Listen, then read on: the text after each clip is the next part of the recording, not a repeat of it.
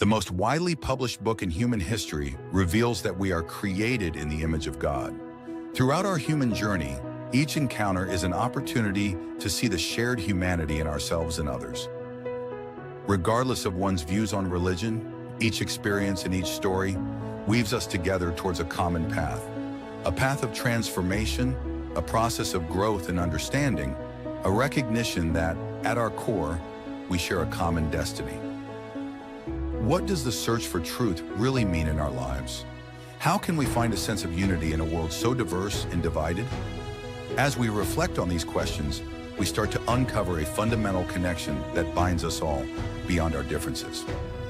Welcome to Created in the Image of God, Building Vibrant Communities, with our host, Wade Franson. Tonight's episode is Becoming the Best Version of You.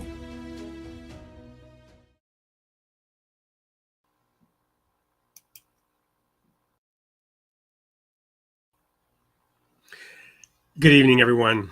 I hope the tech works today. I sometimes reboot my system before I go live. Didn't do that tonight, and I'm noticing a couple of little laggy things going on. Hopefully everything will be okay. But in the process of those little laggy things, I was actually reflecting on some of the words in that intro. And I don't always do this, but the tagline of building vibrant communities and talking about regardless of one's religious views, there's a common thread that connects us all. These are some of the things that I was reflecting on as I was discussing with today's guest in the studio right before the show, right up to literally, okay, we got to go live in 3 seconds, and having to cut off the conversation because we come from different places. And of course, all of the guests I have, there's a wide diversity of guests on this show. And I hope that's part of the appeal and part of the draw. But my point is, in those opening lines, reflecting on the diversity and all of us on a common path and all of us on a common journey. We're gonna get into that a little bit tonight as we talk about our guest, Suizan Schacherer's journey. She has a unique journey, one in which she struggled with her image of herself most of her life. And we joked about how that came about. If you saw the sneak peek, her father's little joke about her body, that it was a good thing that she had a weight issue because that kept the guys away when she was a teenager. But her journey is unique and different. And we're going to get into that right now as we introduce her into the studio. Welcome, Suizan. Hey, Wade, thank you so much for having me. I'm so excited to be here. Well, and it is wonderful. I mean, we connected, I think, a few weeks ago, and I hadn't talked to you since. And I'm just remembering those discussions we had in preparing for this show. So I want to just quickly do something a little different. Normally, we jump right into your story. What I want to do is talk a little bit about this image idea, right? And we were just talking about whatever idea or image we've had in our head about what God is like, we don't really know. And sometimes the most strongly held beliefs, and they're reinforced by certain scriptures in the Bible where we're told to hold fast to the truth, hold fast to that which has been delivered to you. Don't let any man steal your crown, and be aware that the devil, like a roaring lion, is going about seeking whom he may devour. And these are powerful messages that teach us to diligently strive to, and I'm getting the quote wrong here, but for the faith once delivered, right? So there's this idea of holding tightly onto what we know and believe and understand. But we also have to always be open, because Jesus also talked about new wine in old wineskins. And if you put new wine in old wineskins, the old wineskins burst, right? Because they're dry and they don't expand. A new wineskin, when the wine matures, it will allow it to expand. But if you put new wine in an old wineskin, that wineskin will burst. And both the wineskin and the wine are ruined, right? So strongly held beliefs are strong beliefs loosely held, is what we were talking about, and not being fixated on our own idea of what God is, or what Jesus was, or what he looked like based on having seen a crucifix or a picture of him on somebody's wall or a movie. So you know, I'm going to now crash land this discussion plane around image, right? And your story and your own body image that's a part of your journey, right? And why you're here on the show. Yes, for sure. I joke with everybody just saying, from day one, I come screaming into the hospital at 9:09. Again, my poor mom. And it just never got better. Like it was its own journey. Of course, life in itself is a journey. And eh, in general, we always say, like, let's not look focused on just the destination. Like, you really have to take the journey in. And that was probably a journey that at the time I wouldn't have wanted, but I know that it really framed who I am today, being heavy over half not even just heavy, but overweight or obese, morbidly obese over half of my life. Well, and this is something that's not uncommon in today's America, right? There are many things outside our control in the Yeah, world we're born into that are leading to this and causing this today. This is not something that was happening hundreds of years ago. It's something that's not happening in certain other countries of exactly. the world. It's a problem in the West. It's particularly a problem in America. Totally. I mean, if you look at just where we are today, and it's cheaper to run through a McDonald's and get a meal for 5 versus going to Whole Foods. And, I'm not talking badly about Whole Foods. I'm just saying in general, that's how it is. It is easier to eat and more affordable to eat bad than good. Yeah, so tell us a little bit about those early experiences, the world you grew up in. We always like to talk about the creation story of the guest. What was the world you were born into? What were your parents like? And what was early childhood? When did you begin to realize that maybe you were heavier than others and that somehow mattered? I I can't ever tell you that I don't remember being heavy. I remember it as soon as probably I was cognizant enough because all my friends were thin and you compare yourself to your friends. So, like, going to the mall, they're shopping for clothes and I'm shopping for shoes, right? And, I'm not about to say, "Hey, let's run over to Lane Bryant," right? You probably don't even know what that I is. think I do, but I've never But been there. yes, it's just for Right. females. But, growing up, I was so super blessed to be in an incredible, loving home that, I grew up with Tom, my dad, and, my mom did the best she could, and they divorced very early on. And, applause for my family that I don't have any trauma from it. I don't remember when my mom left, and I should, but I don't. But I was pretty young, and, so my dad picked up the ball and ran for it, like, just he is my hero, and so I'm very lucky to know what it is to grow up in a very stable and secure home because of my dad, So was and your so and he was in Was your media. mom around? You just didn't live with her, or was she, like, in a different state, or did you not see her? I didn't see her. She was in and out. She was a loving mother, but, back then nobody talked about mental illness, and I think that there was not I think, I know, she struggled with mental illness, and again, I didn't learn that until I was married. So, she was in and out. My dad was, again, the best dad in that, like, say, on our birthdays, he would find out where she was, and he would call her and say, "Do you wanna talk to your girls?" or whatever. He never said a bad word about my mother. He did all the things a single parent is supposed to do for your children. Did So, either of it your was parents struggle with weight issues? yes, for sure. My dad was heavier. I guarantee my mother struggled with it, did a lot of yo-yoing. At one point she would model, at the next point, I would see her maybe and she was heavier. And that could have been a lifestyle situation to where, I don't know enough about my mother. In fact, God rest her, she's not here anymore. She died like January 3rd. 2000. And so I don't even really understand what her really anything like menopause or all those things that females would like to know about their mom. I don't know. And they're things I've never asked because I don't even know who to ask. So, yeah, but yeah, she did struggle. And I'm sorry, and did you say your dad also had some challenges there, or? Yeah, he was a bigger guy, the jolly guy that everybody Mm. loved, and really that's kinda how I learned to be jolly and everybody's friend, and, everybody was my friend, I had no boyfriend sort of thing, and, that again, that framed who I am today. I really lean into comedy and self-deprecation and, I think it makes people feel uncomfortable, and it's like, it's something that I have to relearn, but, Well, I've let's.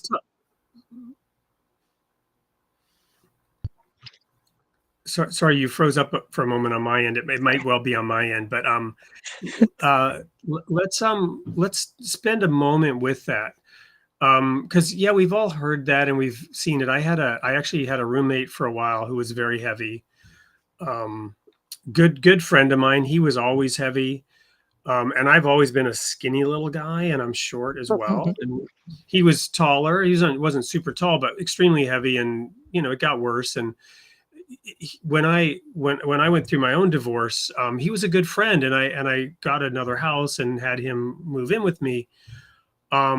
Wonderful guy, but we never really talked about that. And I'm very different now than I was then. I'm more open and interested and curious in other people. I had my own, I guess, baggage or reasons why I didn't engage with other people. I mean, pretty much, I would say I went to 12 different schools growing up, and everybody knew me, and I didn't know anybody. I couldn't even remember their names, and it was always awkward. And I got into the habit of not learning any details about them because then they would expect me to remember those, and I wouldn't. And it just made for awkward conversations, right? Yeah. Whereas today, I'm so different in my approach to that. I'm curious what it was like, sort of growing up and adopting those behaviors, and how you view that now. You mentioned, maybe changing, but some of that to me seems like very good, that you're friendly and jovial and positive in that sense. But then I didn't think about the self-deprecating part. So the funny thing is while I am positive and jovial on the outside, I don't want to say like I'm the sad clown on the inside, like, "Wah," but, Mhm. if I was going out with my friends and they're like, "Do I wear the hot black dress or do I wear turtleneck?" I'm like, "Oh, for sure the turtleneck." I was the fat friend. I mean, Yeah. and so I guarantee, like, I was like, "Wear the turtleneck," because, it's just it's horrible being the fat friend. And so even though I had, like, all these friends, there's still there's that push-pull of how you feel about yourself all the time. Like, everything you do, you've gotta think about,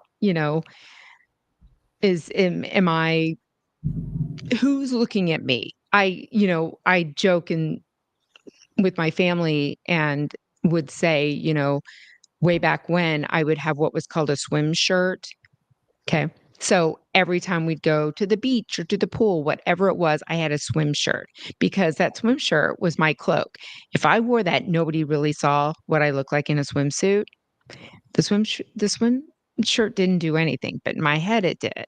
And, it's like I don't know if I'm verbalizing this correctly, but it's like in my head, I was like, if I wear my swim shirt, no one will see what's underneath me, what I look like in a swimsuit. Same with what I wore to work every single day, a black suit. Changed out my shirt, but I wore a black suit every day. So I was almost always covered up because if I was covered up, nobody saw really what I looked like. And Right. did I really believe that? I doubt it. Well, I have an idea of what we're going to go into next. It's going to be a deep dive into this topic, probably something you've not considered before. And this just came to me actually. But before we do so, I'm going to go to the first commercial break, which will be, I think it's an introduction to a seminar you're doing, and give people a little bit more insight into who you are. So don't go anywhere. We'll be right back after this brief little video about Suizan Schacherer. Hi, I'm Susan, and I'd love for you to join me for my webinar, The Power of Change, Life After Bariatric Surgery, this September 22nd, online at 6 p.m. For years, I treated my body like it didn't matter, ate horrible food, all the things. But Scripture reminds us that our bodies are temples of the Holy Spirit. God designed us, and it's our responsibility to honor that gift. My journey through bariatric surgery was more than just about losing weight, but I didn't realize it. It was about reclaiming the health and strength God always intended for me. It's never too late to step into the life God created for you. Whether you've struggled for decades, again like me, or just begun, His grace makes transformation possible. In this webinar, I'll share my story of physical change, spiritual renewal, and how you too can respect and restore the body God gave you. Join me. I promise it will encourage your heart and strengthen your faith. And we'll have a real, raw Q&A afterward. I look forward to the journey with you. Well, thank you, Susan. And I've just posted a link in the chat to your event, which was rescheduled for October 6th, 6 to 8 p.m. And anything else you want to say about that seminar before we jump into this next segment?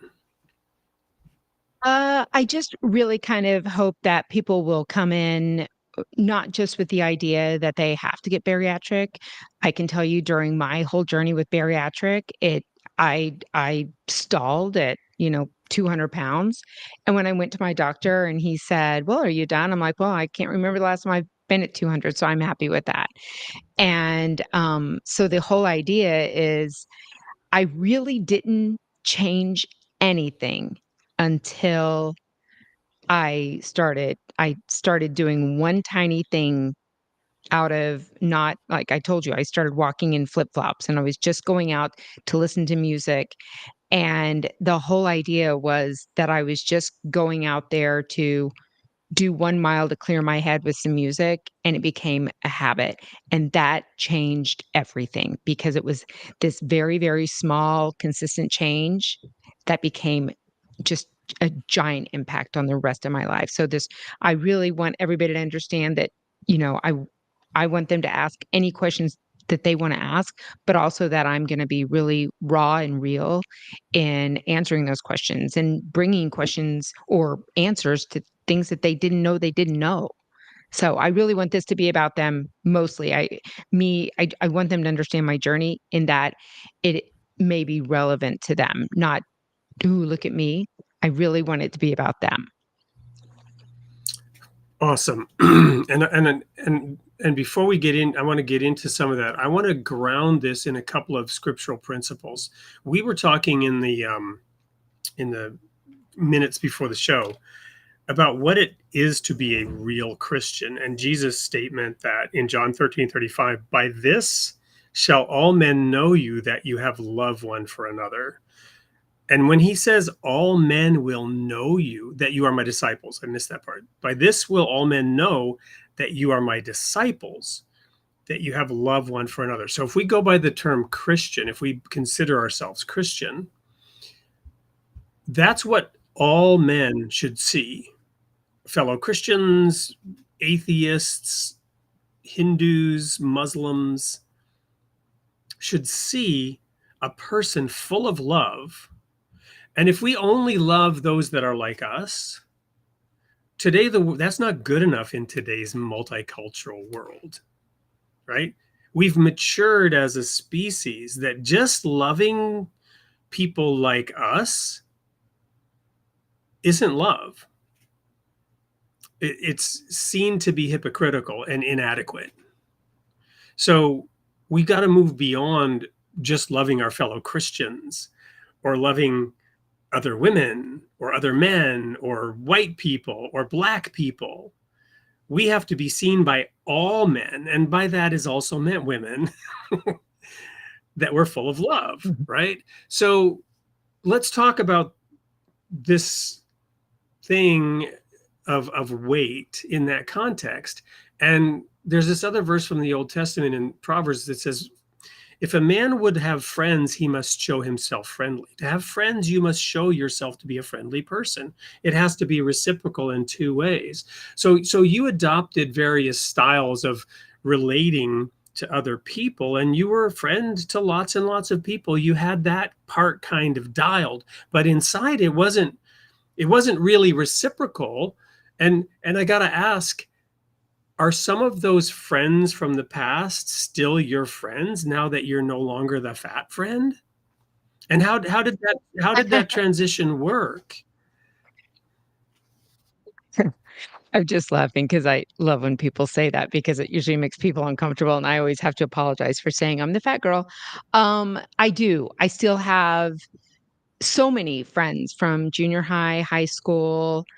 I keep in touch with all of them, as we all get older, we kind of go off in our own, at our own trajectory, mostly because we have families and there's only so much time. And, I moved away.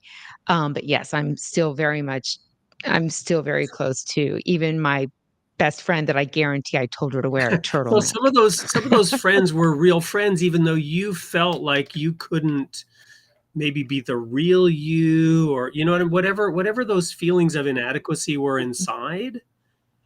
They were more you Totally. than your friend in this case. But here's the crazy thing. I was on a bariatric podcast last week, and I had one of the biggest light bulb moments, and I didn't get to tell her yet because I just recently had it. But my friends were better friends to me than I was Yeah, to myself. And part of that was I made sure that I would say I was the fat girl before anybody right. else did, because because in my head, I'm taking the wind out of anybody's sail. If I call myself that first, they can't call me that, right? And then all of a sudden, that whole idea of I would never be friends with somebody that spoke to me the way I Right. used to speak to Right. myself.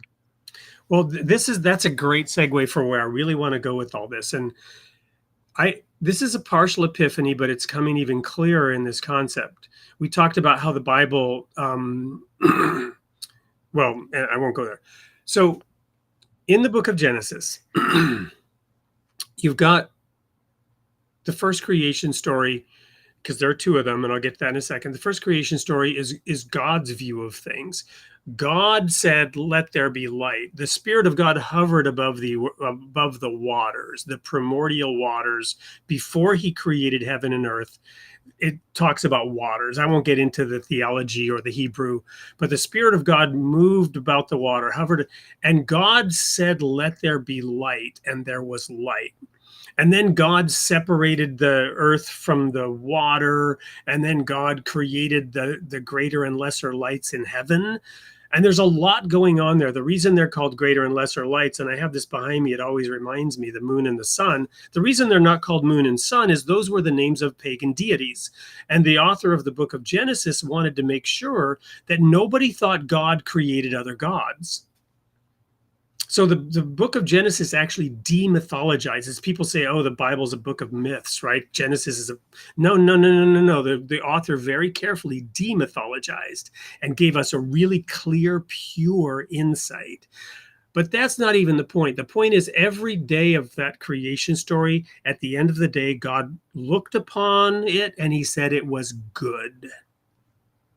And when it comes to the sixth day, and now this is the second creation story in Genesis 2, it's an earth-centric view. It's not from the heavens and God said and there was. He's creating from fiat, out of nothing, ex nihilo. Now you see God completely in a different way, bending down and putting His hands in the dirt and shaping us with His own hands out of the dust of the ground. He's not saying, "Let there be a man and a woman." And there was. He's personally shaping and molding it. And then with his own mouth, he breathes life into us. He breathed the breath of life into Adam. And then he takes a rib from Adam and crafts Eve, right?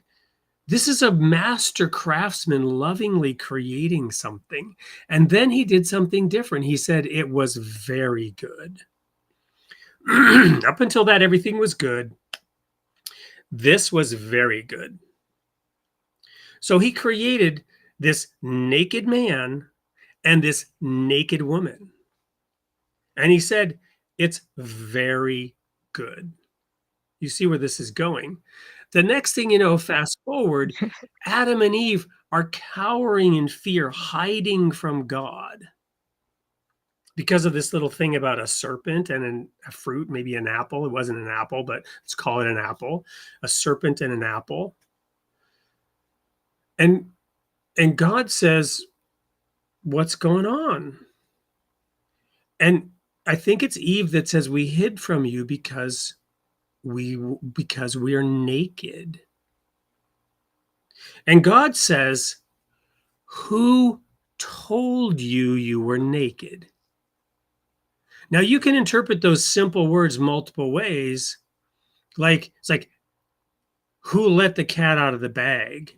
Where did you find out about this secret? But I don't think that's what was going on.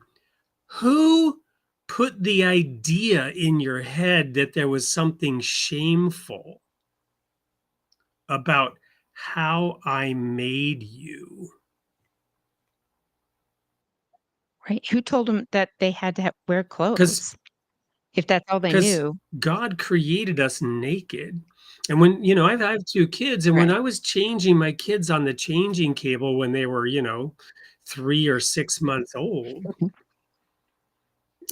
I mean, they're the cutest little things, right?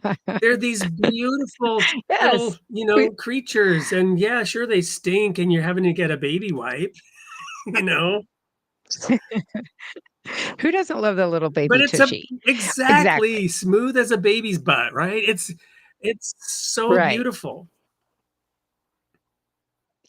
Yes, and again, who how would they know anything different if you're born, like, say in someone's house, if you bring your child home and all you ever do is walk around naked, you do, the Well, and kids there, do, before I've they been ever in walk Sweden outside, and that's I've all been they in know. Sweden. I grew up in Sweden partially, and I saw this picture of they had like these naked suits with all the organs, but it's a suit. So they, I'm not suggesting that. I'm not suggesting nudist colonies. That's not what I'm suggesting. You know what I mean?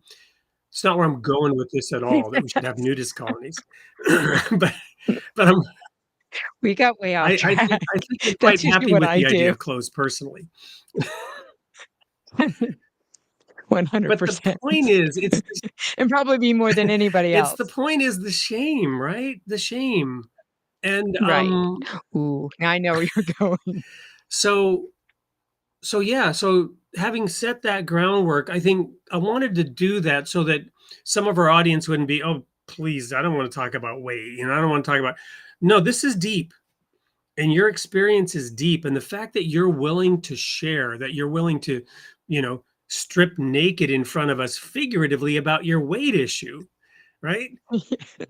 It's I Yes. I thank you for that. It's brave, it's courageous, and done in the right way, it can be incredibly motivating and powerful. So I wanted to set the stage about really how important this topic really is, about your self-image and what you went through and the learned behaviors and the adaptations and your journey inside, your psychological journey around all of this. So having set that stage, tell us more about that moment of deciding to go walk and the change and what was going on inside with all of this change and transformation. Because after all, the title is um, becoming the best version of you. So it's crazy. I'm gonna back up just a little bit. Remember when I was talking about, wearing the black suit to work every day. And I think people in general are very, very uncomfortable with things that, one, they don't understand, or too stigmatized. And 3, what they believe, they know that we feel shame, right? And so I can remember the million times I'm saying, "I'm going on a diet," and you would have a handful of people that would say, "What? Why are you going on a diet?" Right at that moment, I was like, "I will never believe another word coming out of your mouth," because the pandering that came with that. And again, I don't think that they're bad for doing that, not at all. They're they're coming from here versus, "Oh, wouldn't it be easier if I said, 'What are you doing? How can I help?'" Versus going, "Oh, why are you going on a diet?" Like, acting like I'm thin. It's like, "Oh, I'm skinny girl today." No, I knew I was fat, I was obese, I was overweight, and yes, I'm going on my 19th diet, and they would say things like, "I never see you eat."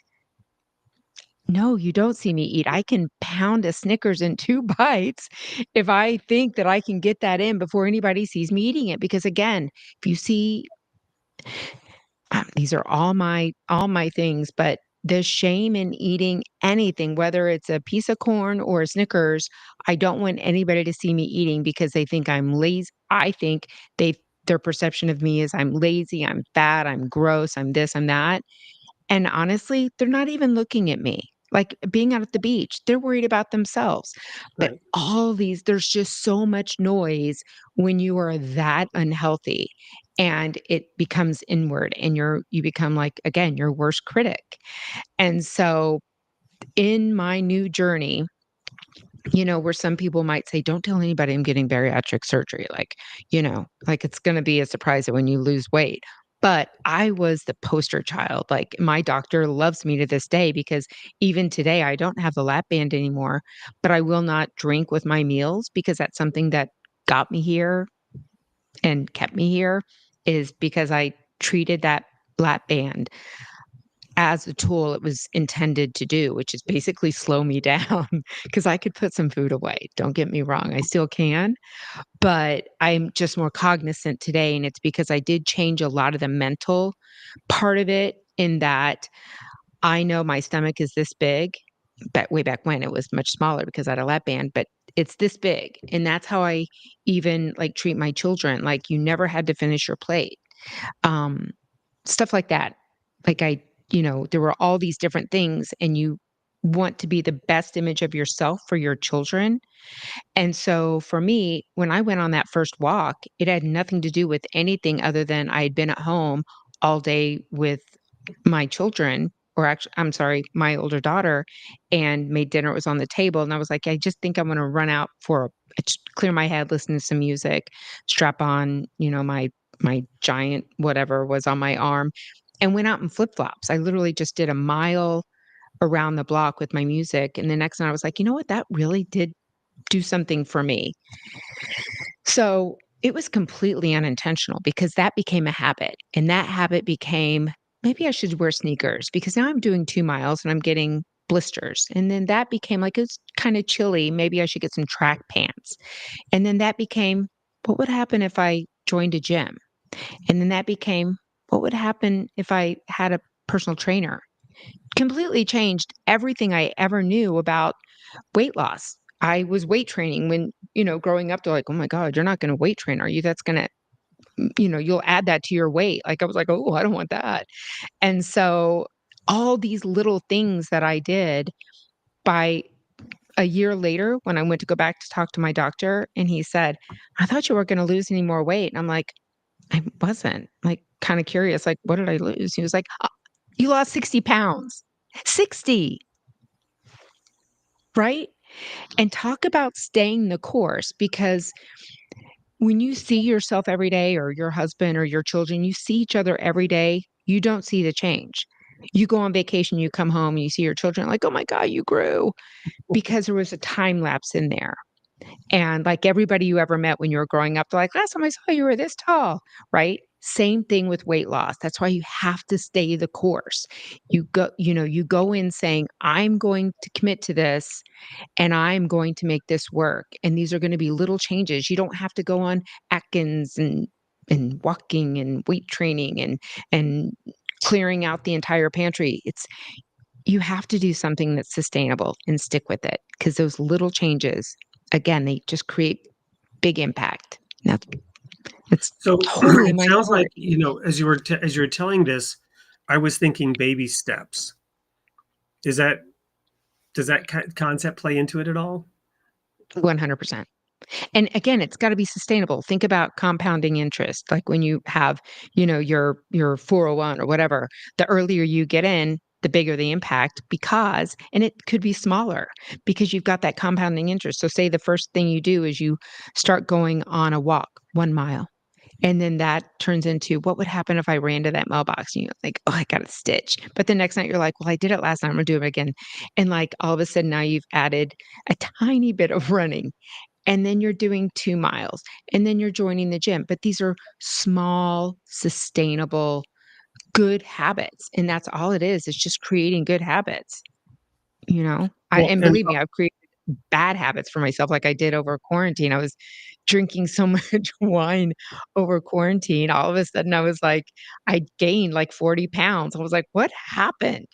That wasn't fun to lose, but I did, the well, same way, slowly. I'll tell a little bit of my own story. I was diagnosed at 28 with a chronic crippling disease. I'd had a number of health problems prior to this, and they told me there was no cure. And I was put on temporary disability, and I was offered permanent disability. While I was on temporary disability, and by the way, it's completely remission. I'll tell that full story another time, but I want to get to that moment, that change. With me, it was while I was on temporary disability, I was staying at this facility by my employer, which was a global church denomination, and I was at their headquarters on this, temporary disability, and they had a swimming pool because there was a college associated with it, and I would go swim in the pool in the mornings, and I swam in college. I was always somewhat athletic, especially in water sports. And the way that I was kind of tracking my progress is trying to improve the time it took me to swim a mile, right? Or a lap, but a mile was the goal. And because I would swim a mile, that was my workout. And it would be like 38 minutes, 36 minutes, 34 minutes. And I would push myself. But then I would have like a relapse, and the situation I had was this chronic inflammation in the spinal column and in the hips, and I'd wake up in agony at night, and I couldn't sleep, and my whole training and my improvement was out the window, and it was like one step forward, two steps back. And the change was, and I thought about this when you said, I'll just go out in my flip flops for a walk. The change was, I threw out the clock. And because it is about self-improvement, and there's kind of this desire to improve, but instead of focusing on the time, I said, let me just practice my stroke. Let me pretend I'm dancing.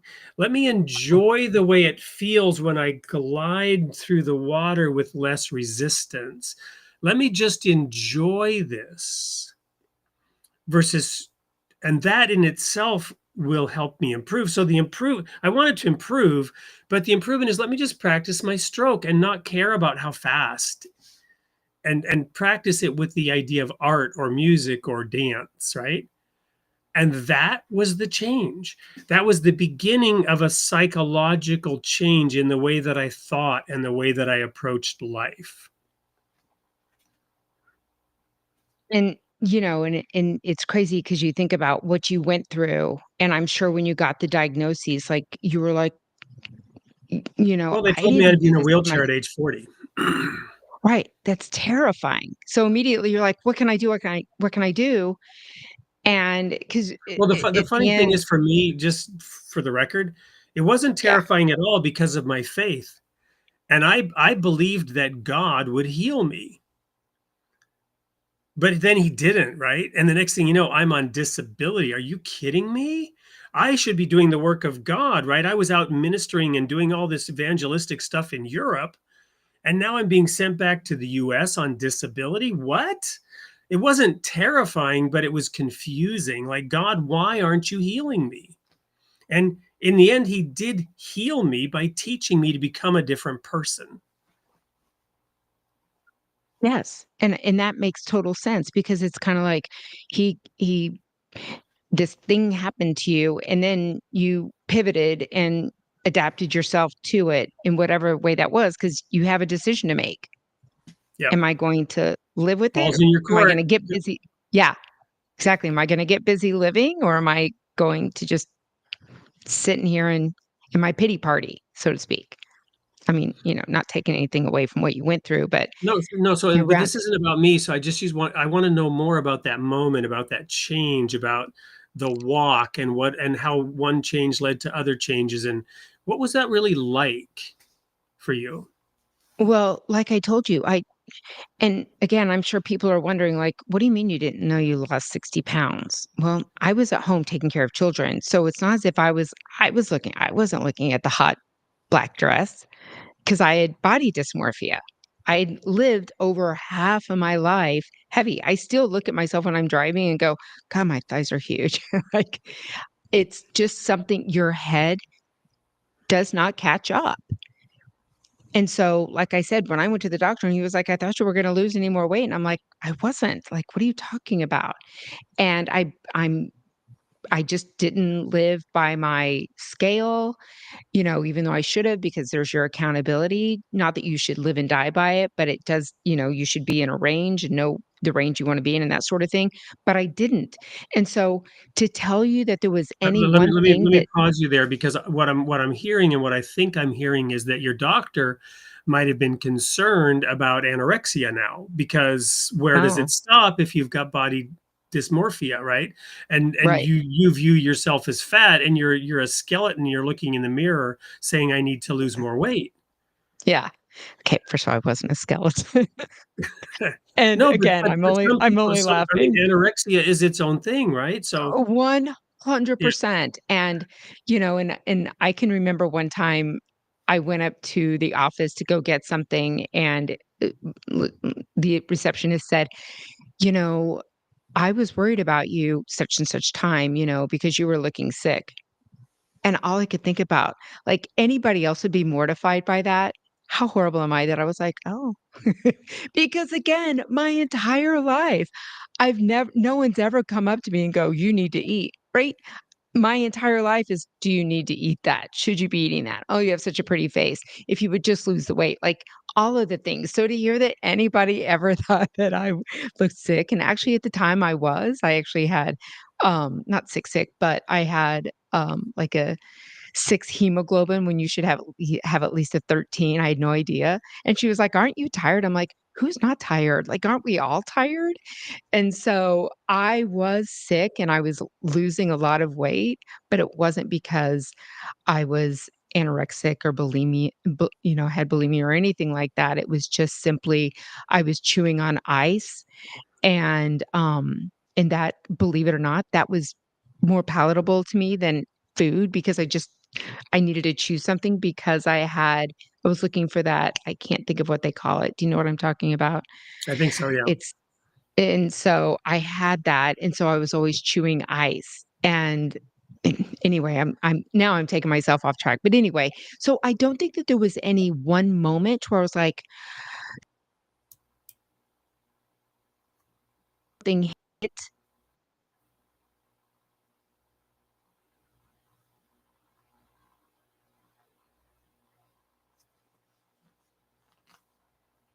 and tools before that.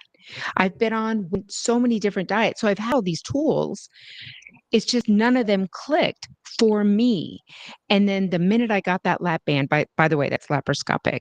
Um, I had that lap band and I used that tool for me, because you can cheat it all day long, like any diet, you can cheat. And from there, like, I just kept losing the weight, and then I go to the doctor and he says what he says. Well, at that point, I'm like, I'm never going back to what I was. And that, maybe that was the moment that I maintained it, because how many hundreds of pounds have I lost and gained? I couldn't even tell you, because I would be like, say, 2 months into a diet and I'm like, "Gosh, I sure would like to have a cheat day." And that cheat day would turn into a cheat weekend or a week or whatever. And then before you know it, I'm off, gained it, and then I've gained even more than that. And so here I sit, like, I I was not going to gain that weight back. And so because I did love the whole Weight Watcher style, I adopted that like Monday through Friday. I would be like, I'm gonna restrict what I eat. I'm going to do the point system at home by myself. And then on the weekend, I can eat whatever I want because at this point I'm maintaining. And it worked for me. And so and again, it's all up here. So I love to bake for my family, so I might have, like, a platter of cookies that I have, and I'm like, "Come Saturday, I am going to brutalize that plate of cookies." Then I get to Saturday, and I eat one, and I'm like, "Ooh, that was really good." But I think that did it for me because I worked so hard during the week.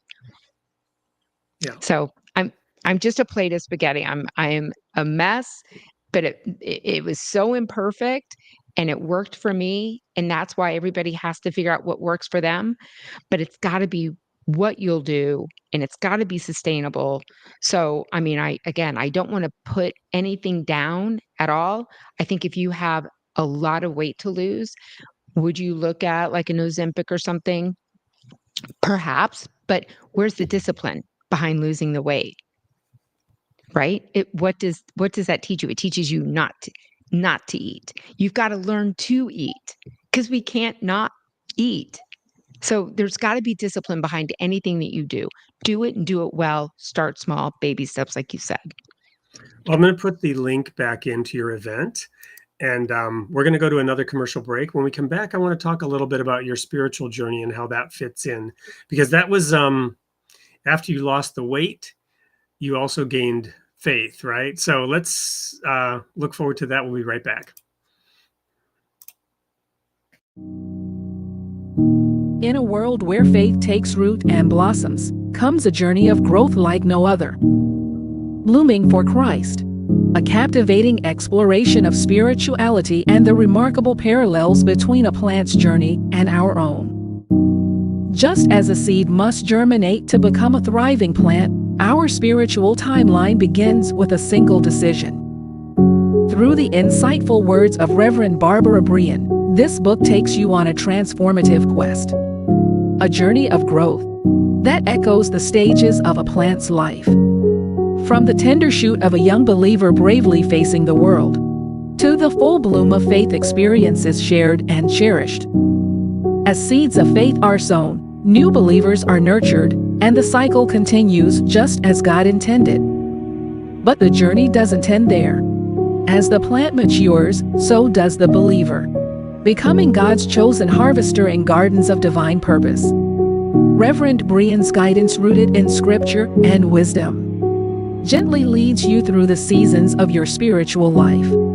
Join us on this journey of discovery and renewal, a journey that unveils the beauty of your faith and the transformative power of God's love.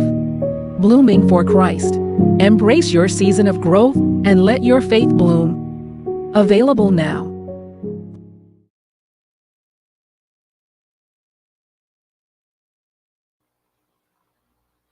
Welcome back to Becoming the Best Version of You with Suizan Schacherer.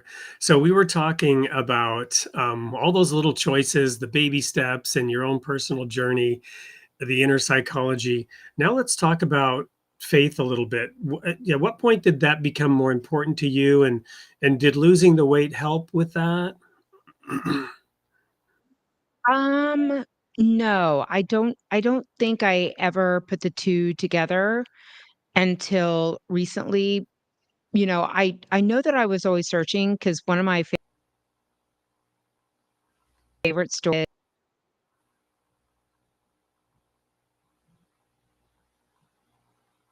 but I she was going away on a weekend retreat. She invited me and I was like, "Oh gosh, yes. I love God. I believe in God."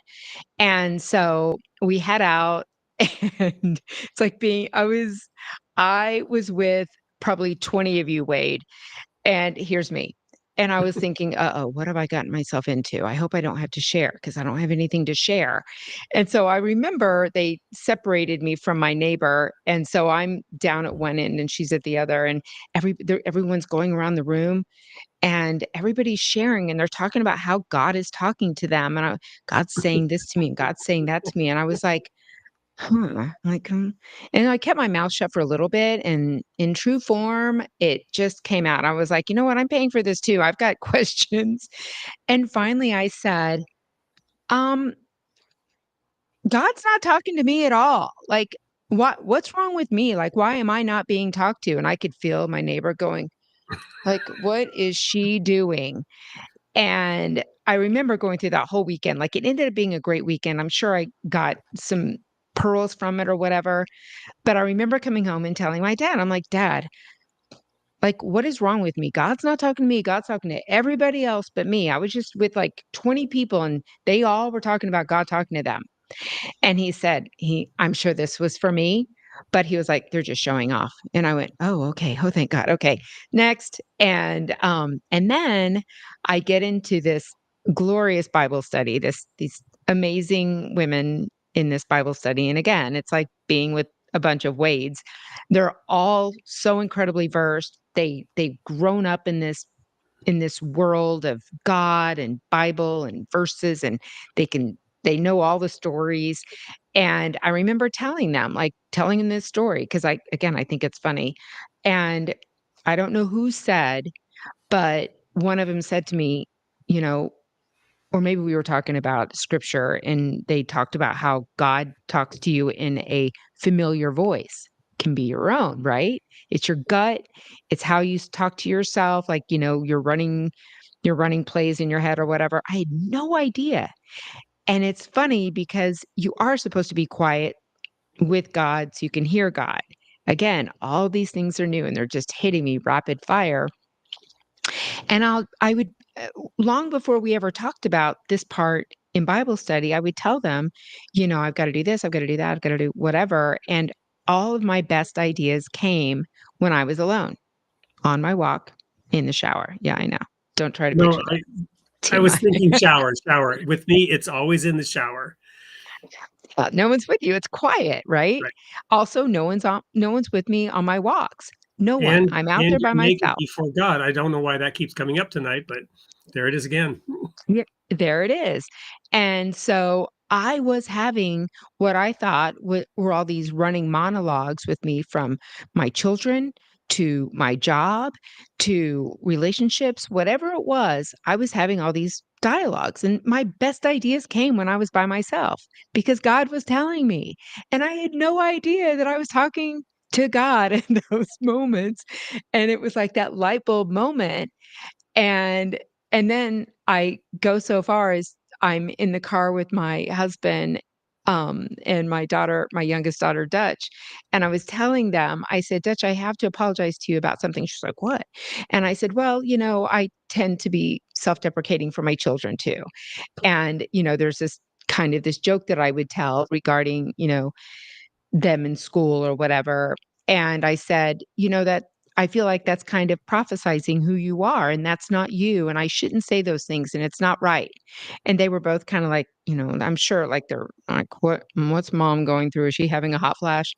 And I said, I want you to understand that came to me while I was on a walk. God told me I need to stop saying those things to you, to myself, to everybody, because even though I'm joking, it does sting a little bit. Well, and there's that famous saying, right? If you think you can or you think you can't, you're right. Right?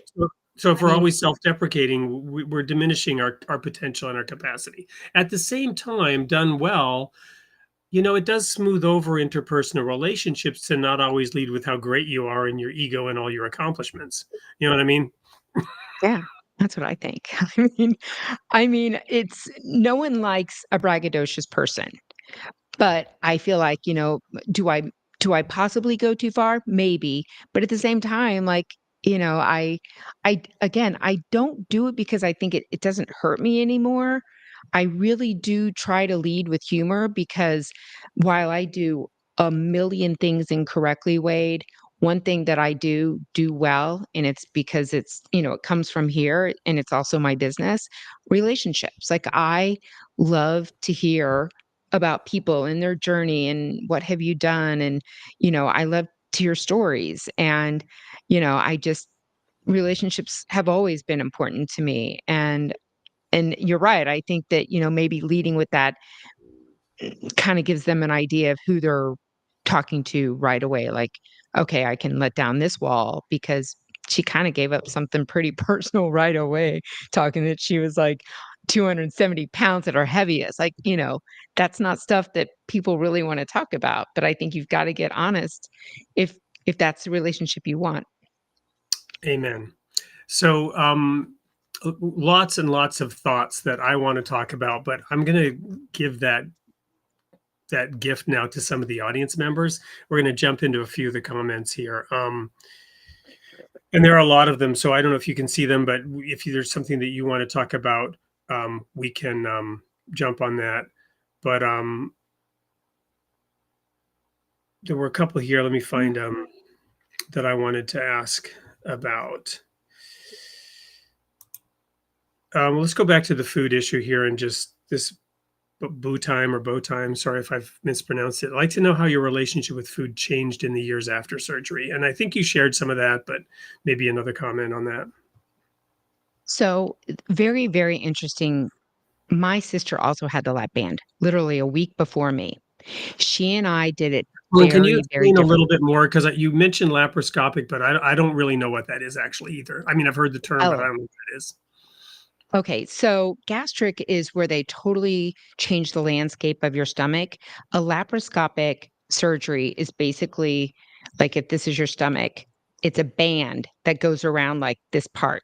And that band then has this tube that goes to your stomach, and then it's like kind of like anchored to where they can insert and take away saline to tighten it, make it looser. Okay.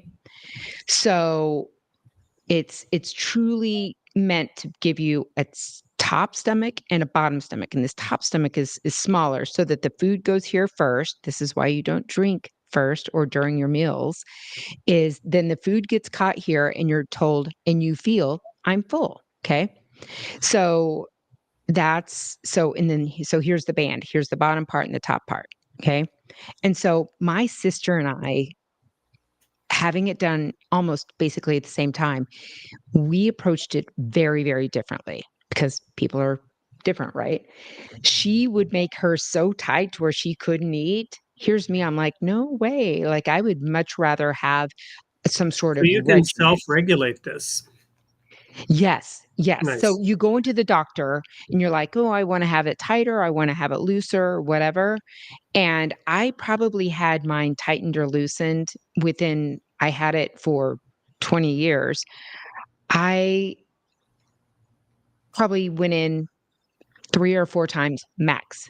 My sister is also a nurse, so she got to where she could do it herself, and she would make her so tight where she actually couldn't eat, and to me, I think that's miserable. There's nothing about that I wanna do, do because not only am I miserable, I'm making everybody miserable around me. Don't tell me I can't eat. So, for me, I did something very, very different to where I regulated my diet, like my living lifestyle, eating, whatever that was, and to lose the weight. Where she lost a lot of weight because she used it correctly. Like she had it tight and that worked for her. And so within that time, I did start to change up here to where I understood we don't live to eat, we eat to live. Very important. Where if my sister came over here for dinner today, and she is still thin. She has lost the weight and kept it off. She would still pile her plate. She cannot eat all that. She still has her band. She cannot eat it all, but she's still going to pile it on because there's something up here that says, I still need that food. And so when I look at this question about how did my relationship change with food after surgery, I really somehow, through God's grace, He gave me that thinking that you're not you're not living to eat. You're literally doing it the other way around. So sometimes I might be eating something, or I might just grab some almonds or something just because I could tell I need some calories, or a cheese stick or something. I'm literally just eating that because I'm going to work out or whatever. I'm literally doing it so that I don't pass out. Not because the way I would do it before, like, oh, I'm happy, gotta eat. Sad, gotta eat. I was very much an emotional eater, and I did not eat well. I treated my body very poorly in the stuff that I ate. And so that is how I changed really everything going forward. Is I understood what it was, why we eat, why we have to feed our bodies, and there's discipline behind that. Well, I'm going to throw this comment out there. I can't remember exactly what the context was when Leah said this. He still does it with his Holy Spirit every time someone gives their life to him. But you mentioned, I don't know if it was in the video or our conversation or on the show, that oh shoot, now what was it? I'm having a brain freeze. The Holy, something about the Holy Spirit. Oh my goodness. Maybe that he made our bodies perfect. The temple, the body is the temple of the spirit. Your body is the temple with the spirit inside. The point of us is our soul, is our spirit, is what we will be in the next life. This is just a temple today, but we need to care for and maintain the temple, right? You don't want to run down. What matters is inside, but you don't want to run down ugly temple with rats and cockroaches running around. Sounds horrible. Yeah, it is. But the way we treat our bodies and the way we go about health, the way we even grow food today, the way we're just, I talk about how God created us out of the dust, and then He breathed in, and I joke and I said we became a living soil. Because we did become, our body is alive. We have all these microbes and everything. And you go to the desert, it's dead dust. But to grow food, you need living soil. And obviously, He breathed life and we became a living soul. But there's just one letter difference between soil and soul, and that soil has to be healthy. We grow what approximates food today out of dead dust with chemical fertilizer, chemical nutrients, spray it with it that kills all life.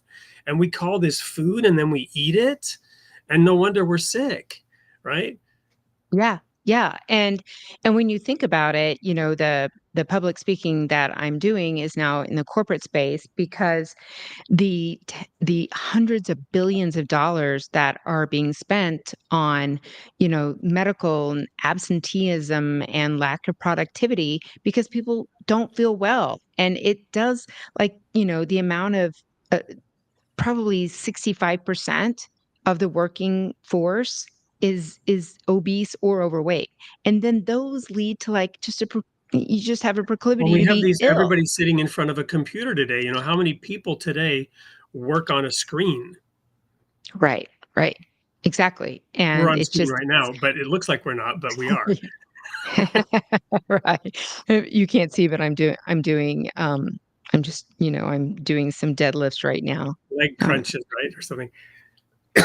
Well, one more comment about the spirit, and that is, when you mentioned earlier, God told me this, God told me that. Well, for anyone who's going, voodoo, heebie-jeebie, what God talks to you, well, listen, Jesus said, the Holy Spirit is with you, but it will be in you. On the day of Pentecost, after He ascended to the Father and the Holy Spirit was given, the Holy Spirit is with you, He said while He was with them, and it will be in you, right? So yes, that voice is an internal voice. The voice of the Spirit in those quiet moments can guide us, as He said, into all truth. It will lead you into all truth.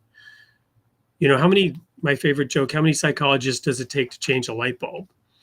Only one, but the light bulb really has to want to change, right? So if you really want to be led by the Holy Spirit, you think God's going to tell you no?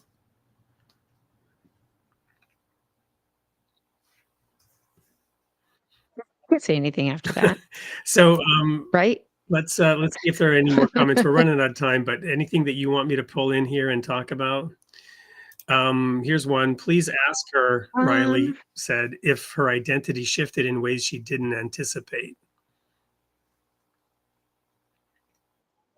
And again, oddly, no, other than I probably changed internally, meaning, and not anybody would see it, but because I was in sales, I was in media sales for 30 years, and means you've got to put yourself out there. And so I walked into a boardroom or a conference room or whatever, I'm sure I was like, kind of have like, are they looking at me? Do I look fat? Do I look bloated today? Or, whatever it was. And then, when you start to believe that you do look healthy and you feel healthier and you feel better about yourself, it does help your confidence. But that is as corny as it sounds, it really does have to come from within. It doesn't matter who says anything positive about you. 100% you take in all the negativity and what you think the negativity is, but you hear something positive and you're like, "Mm, that feels great." But it's not when it's not coming from here, when you understand why you're taking that weight off. And you said something earlier that made me think, I would love to address that is you've got to decide to make that change yourself. All the shaming of your family, your spouse, and I can remember hearing someone say to somebody else, I won't use any names or anything, but, like looking at him and going, "Do you really think you need that piece of cake?" And it was like, oh, like, God, how embarrassing that you're saying that in front of everybody. And that doesn't motivate anybody. And you really do need to look at yourself and go, what can I do for myself today? I'm going to be a little selfish. Get selfish, take care of yourself, because what do they tell you on the airplane? Put your mask on first before you put it on for anybody else. You've got to be healthy and taking care of yourself. And I don't know. I don't think I changed.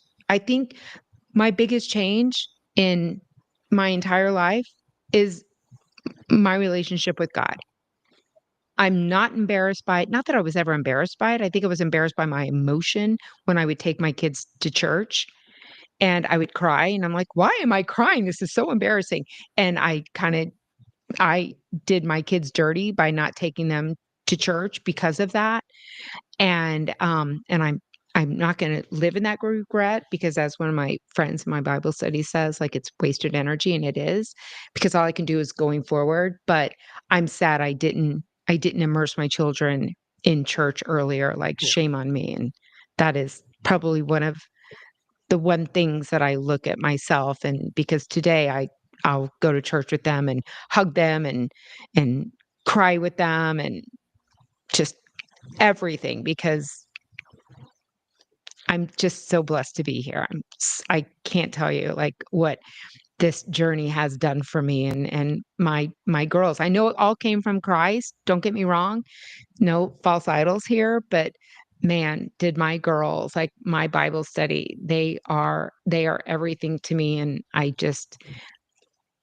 I'm so thankful for them for getting That's me here, because I know that they had the big that's hand a in great it. testimony. Let's try to run through a couple more questions quickly because I want to honor Angela here. Welcome back. I haven't noticed you here in a while, but welcome. Actually, wouldn't mind knowing a habit you thought would be small, but turned out to be surprisingly hard to keep.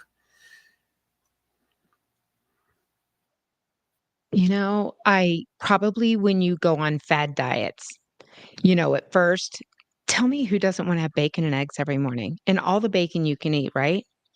All of a sudden, that's not so good on like day 4. You're like, ugh, I don't want that anymore. So I can tell you, there were so many times when I would do like the whole idea of Atkins, but again, it's not sustainable. At first, you're like, eggs and anything that doesn't have sugar. But then all of a sudden, 3 days in, you're like, "Oh, I cannot eat another piece of turkey or bacon or another egg or even another piece of cheese." Well, And that and most of these diets, they're really popular for a while, and then you start to hear about all the negative side effects of what they actually caused. mhm, Balance, moderation, basic principles, right? I mean, and yeah.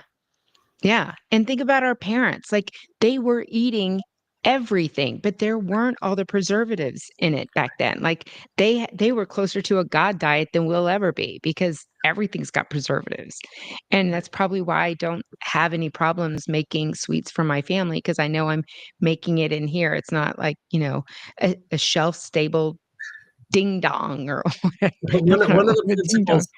So I come from this apocalyptic group that was many would consider a cult. I don't personally, but it was good for me, whatever. Anyway, the point is, we used to believe that Christ was going to return very soon. And so the return of Jesus was a thing.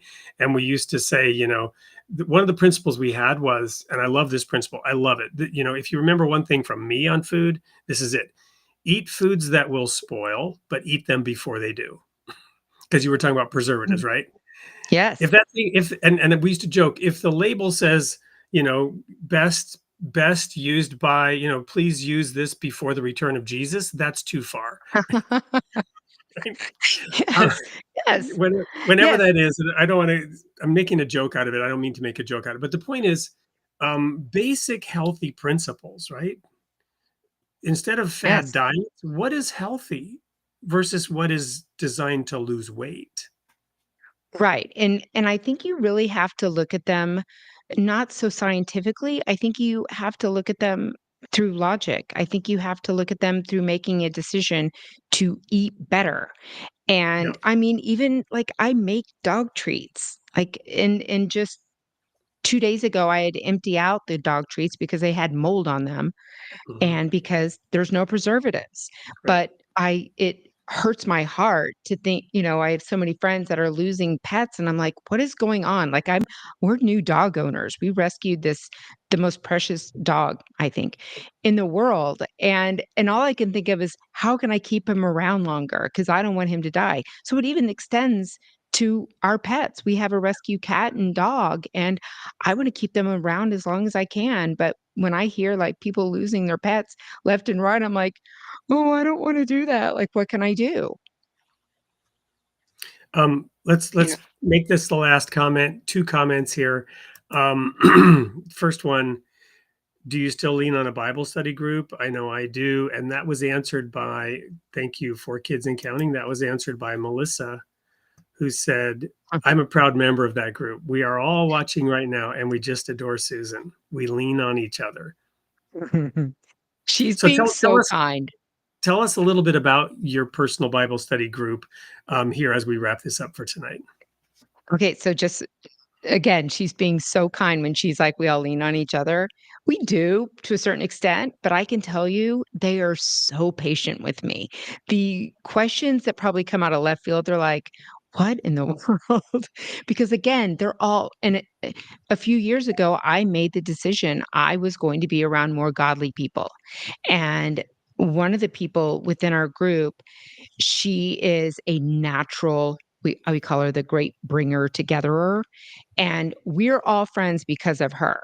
And so she has this orbit of friends and who are now we're all so dear to each other. And it's small. Like there's 8 of us. And these are these are my chosen sisters. They are my chosen sisters. They are my sisters in Christ and they are so incredibly intelligent biblically where I am so not knowledgeable. And again, I know that that's not going to get me into heaven on Yeah, earth. I mean, Um, Jesus, that's maybe more the self-deprecating part again, and I mean that in a very positive way. But Jesus said, unless you become, he said he brought a little child, and he was teaching. It's a teachable moment for his disciples and all the people who were so excited to be with this important religious figure, Jesus, right? And he brought a little child and said, unless you become like this little child, you will not see the kingdom of God.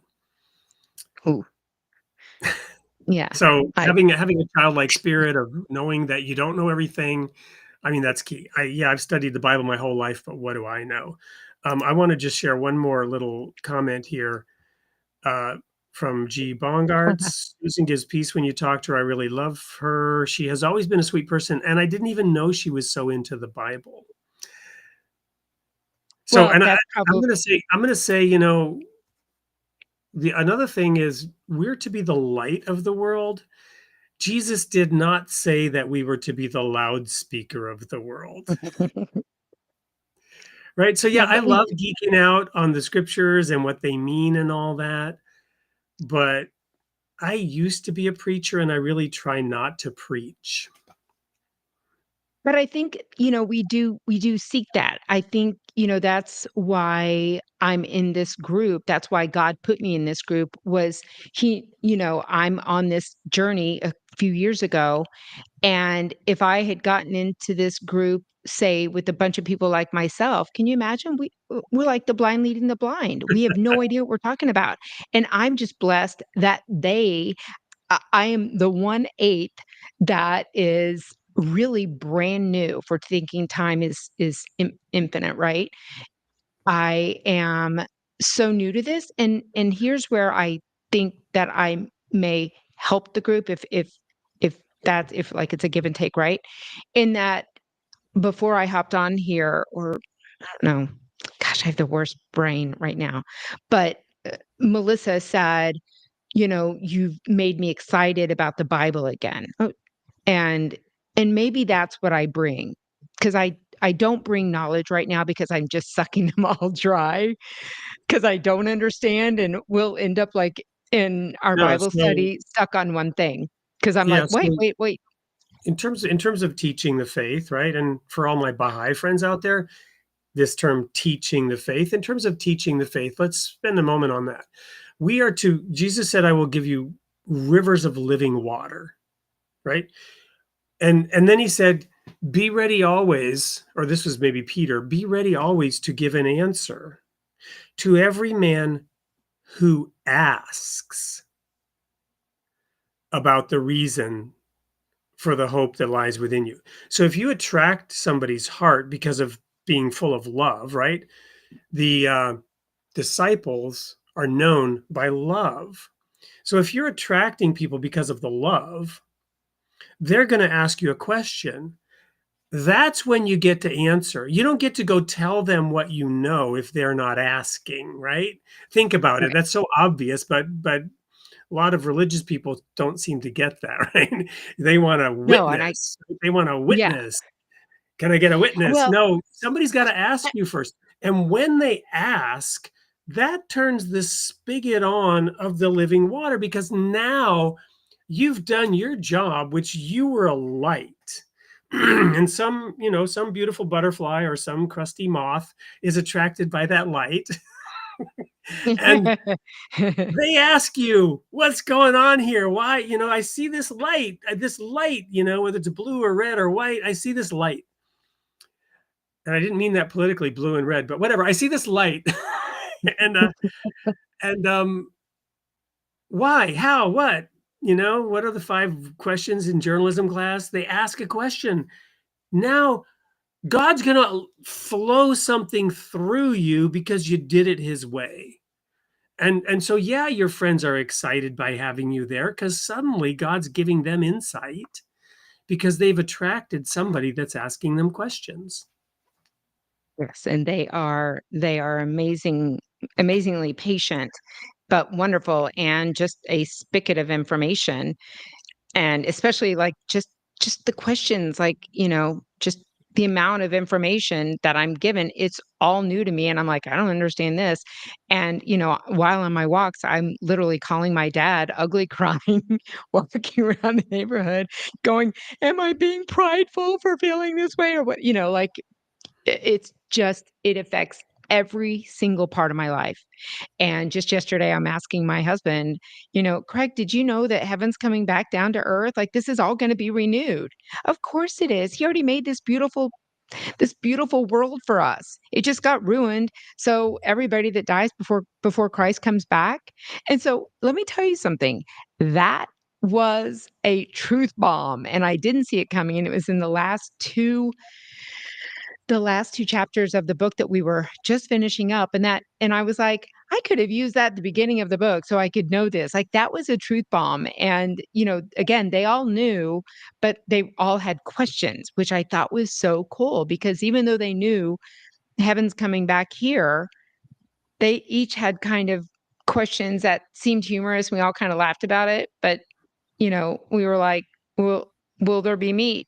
What if I am not buried in the ground? Am I going to be dust particles? Like, Now so I'm I reminded I of do I do believe it is a catalyst for a good conversation.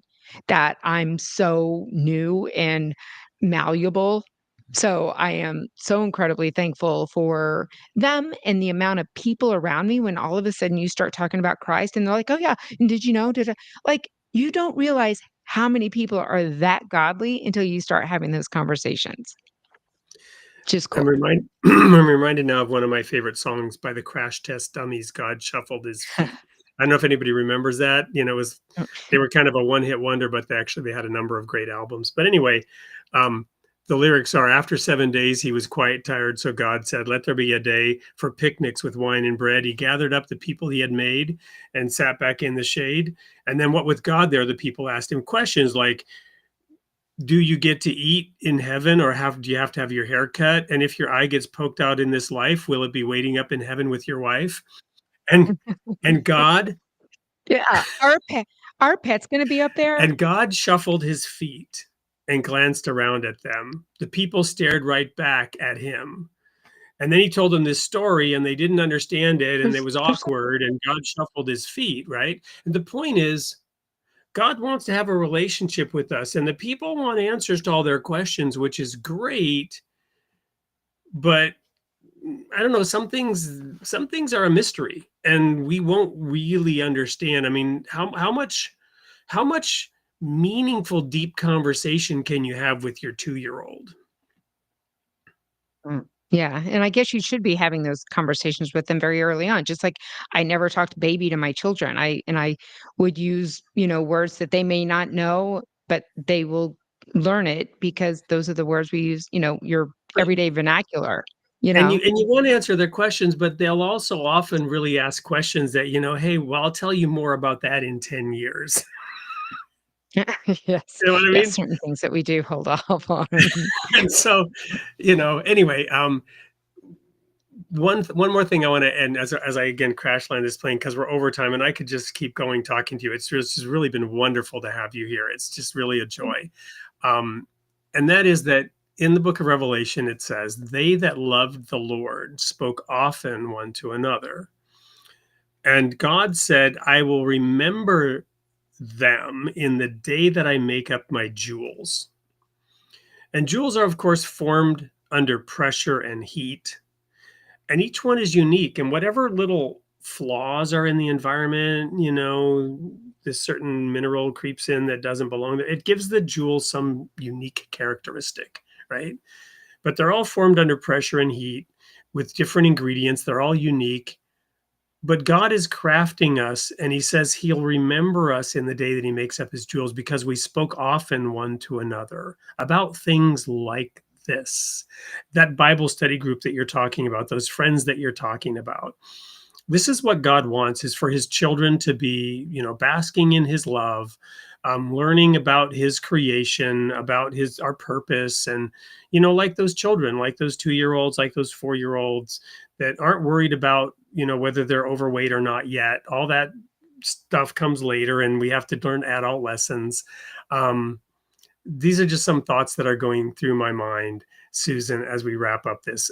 Those are my thoughts, but you have the last word. What do you want to share with the audience as we wrap this up? I guess, I've always considered myself a late bloomer in all parts of Susan, and even my dad was a late bloomer in his Christianity, and I'll tell you, I know the day it flipped for him. And so when I say where I probably got galvanized in this is when I understood what it meant to be an unexpected. I wasn't on Satan's bingo card, let's say. And we were at one of our Bible studies and one of our girls, KK, said, "I'm gonna pray for you." And I'm like, who is she talking to?" And I tell this story all the time because it truly galvanized what it meant later on. But at the time, I was like, "What are you talking about?" She's like, "Life's gonna get hard." I'm like, "Life's gonna get hard. Like, I'm a believer now. What are you talking about? Life can't get hard. I believe in God. I'm in my journey with Christ." And it did. It was a horrible 1.5 years. And it was because Satan was coming at me. He was coming hard for me because I was in it. I was in it to win it, and I wasn't gonna let it go, but I'll tell you, I was in a horrible space with a lot of different situations, and I stayed the course. And here I am today on the other side of it, being thankful for things that usually you shouldn't be thankful for, but it's going to come out later why you're going through it. And here I am today, staying the course and saying, I am stronger because I'm standing I'm standing with God. I've got Jesus in my heart. That's that extreme heat and pressure we were just talking about in the day that God makes up his jewels, and that this conversation, talking often one with another about these things, helps us get through that. Well, Susan, it's been a total Absolutely. joy. Thank you, thank you, thank you for being here tonight. Would love to have you back sometime. We've got one more thing to do, and that's to play the sneak peek for next week's show. Hopefully, everyone will stick around for a couple minutes to see what's coming up next week. Meanwhile, I'll sign off by saying this is created in the image of God. Each one of you is created in the image of God, and God loves his creation. We'll see you next week. Thanks, Wade.